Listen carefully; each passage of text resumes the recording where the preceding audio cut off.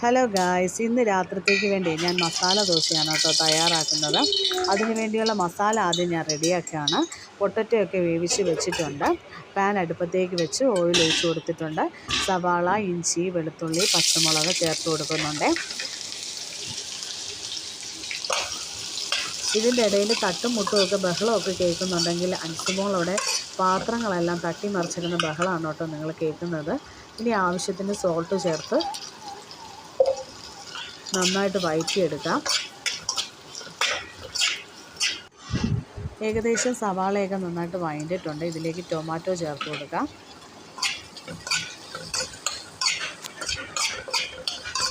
ഇനി നമുക്കിതിലേക്ക് വേവിച്ച് വെച്ചിരിക്കുന്ന പൊട്ടറ്റോ ചേർത്ത് കൊടുക്കാവേ.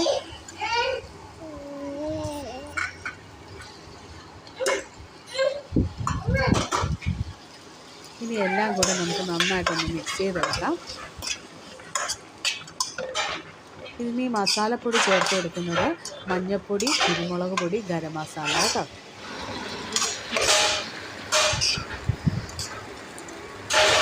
കുറച്ച് വെള്ളം കൂടെ ചേർത്ത് നമുക്ക് അടച്ച് വെച്ച് വേവിക്കാം.